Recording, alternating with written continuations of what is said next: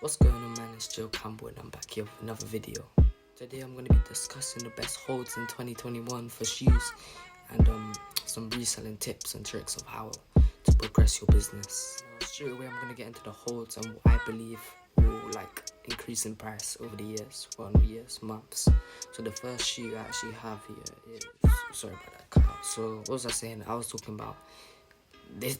I personally believe this shoe is gonna go up in price because it's a Jordan 4. And it's a nice colorway. It's one of my favorite shoes, and if I cop these on Saturday, I'm definitely gonna be keeping these as some parcels. You best know. The next shoe is a bit of a risk in my opinion, but it's my opinion. So this is, by the way, this is all an opinionated today's video.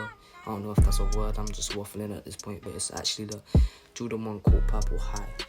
I would add the pictures in the video, but I'm lazy. I don't have time for that. So it's actually sat below retail at the moment. Retail, they dropped for 140. I've actually got 3 pairs of these. I'm holding. Hope, but I don't think I'm gonna hold them. I don't think it's gonna be a long time hold. I think I'm gonna wait for them just to pop up a bit above retail, then sell them. But in my opinion, the other Court Purple colorway, the men's version, in the black and purple ones, they went up. They're sitting at $350 now. But I'm not too sure. Let me check actually what the prices were. Sorry about this. So they was £200 at one point. These ones. These are the expensive ones. So these were sat at £200. These Court Purples were sat at £200 at the lowest.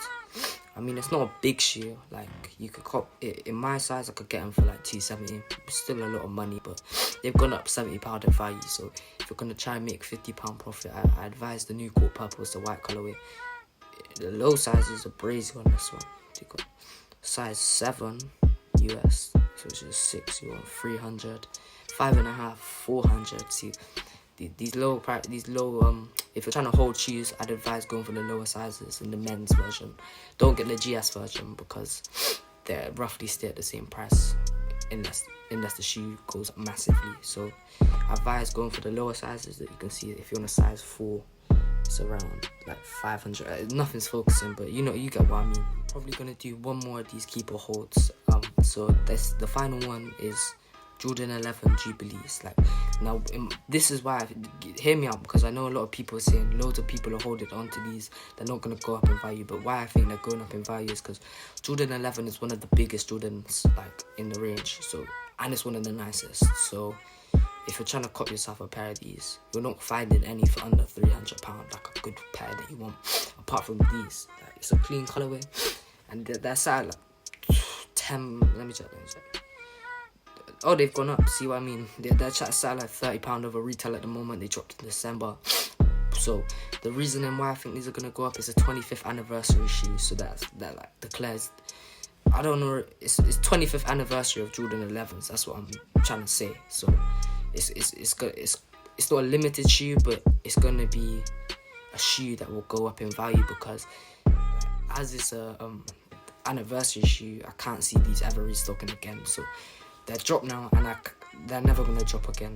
I'm sorry to break it to you. If you want to get these on retail, you're not getting them because they've dropped. It's an anniversary shoe, which is the case for most Jordans. But I personally think these are going to be sat at 300 in a couple months, maybe even a year. Not months, probably a year. I was going to make this a hold or sell, keep or hold video, but I can see already this is getting boring for me. So I can tell it's going to be boring. So I'm going to basically just be giving tips now. So my first tip to start reselling is stay motivated, because the one thing that will do screw you over in this reselling business is taking many hours, losing money on shoes, not copying shoes, and then giving up.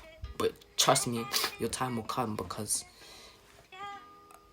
I've took numerous hours. I bought a bot for £350 and I didn't cop anything. If you're gonna cop a bot, put some good research into it, because I researched this and I lost money still because it was more of a US bot and I wasn't copying anything over in the EU. So make sure you do your research, okay, and make sure you stay at it, stick at it, because if you're gonna take an L and then quit, you're not made for it.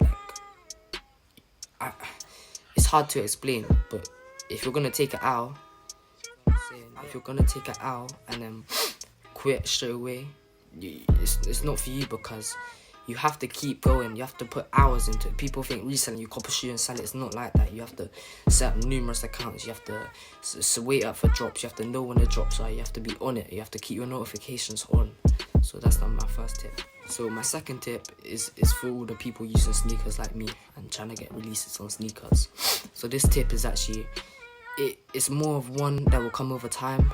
Like, you understand when I explain fully. So a lot of people go into sneakers, like the sneakers app, trying to cop shoes, and they always take hours. Like, sneakers is well renowned for taking hours. Like, you hear sneakers, you're like, oh, they're dropping on sneakers. Oh, it's an hour, it's an hour. But it's not the case, because the more activity you build on your sneakers account and the more drops you enter, the more active you stay on your account, Nike are gonna see that you're not bots, and Nike are they're gonna give you shoes. It's just gonna come. Because I remember there was a time before, like, this is when I quit reselling a year back. I did like 4 drops and I didn't cop, and I was frustrated, man. I was like, I thought this would be easy. I was kicking myself. I was annoyed, I can't lie. But you have to just stick with it. I've realised that, because sometimes there'll be a big release month and I'll be thinking, yeah, hopefully gonna cop something. And it's a big release and I want some for personals maybe, and I don't cop anything.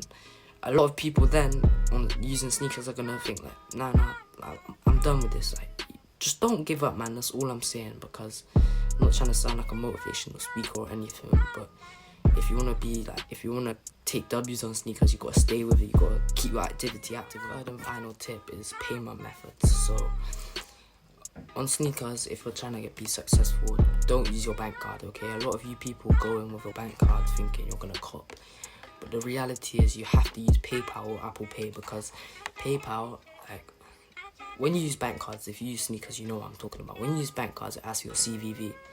Like, then you lose time on a release trying to enter all your details and stuff like that. PayPal, you get straight to the point and they process your order quickly. Like, so say I'm doing a draw on Nike, you're gonna be like, bank cards, it has to go through all the security. I don't really know what I'm talking about, but I know what I'm talking about. As I was saying, bank cards, it has to go through all the bank security to see if it's not a fraudulent transaction and whatnot.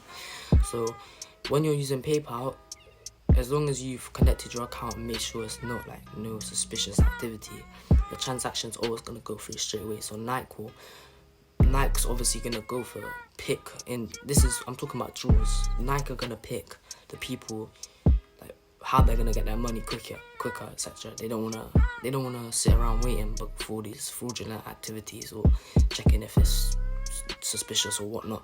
So PayPal is gonna get your transaction through straight away, so you're more likely to get selected during a draw in Nike, if you know what I mean.